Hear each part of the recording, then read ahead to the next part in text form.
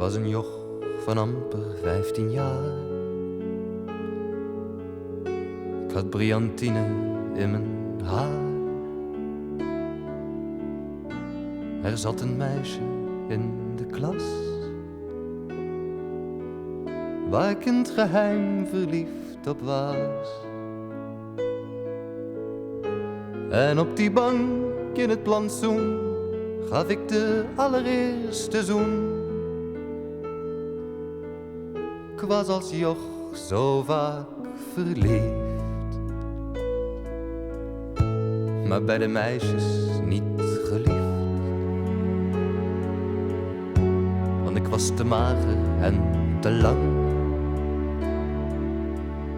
Ik zat vol met pukkels op mijn wang.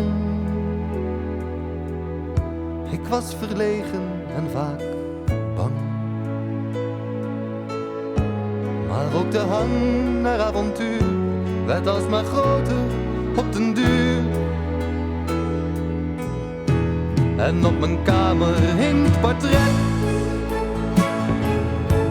van Brigitte Bardot boven mijn bed. Ik streelde in mijn wildste droom haar naakte lichaam zonder schroom. Ik schrok wakker badend in het zweet. Ik lag dwars op bed, was half ontkleed. Ik wist al alles van l'amour, maar van het leven nog geen moer.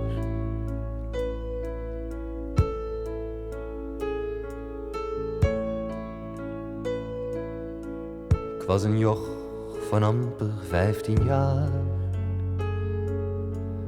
zo'n puistig puber-exemplaar. Ik weet nog goed, die eerste keer. Ik was toen bij Thea in de leer. Het liep volledig uit de hand, ik was met recht een dilettant. Maar je verliest je wilde haar. Je krijgt ervaring, weliswaar. Toch voel ik me bijna altijd weer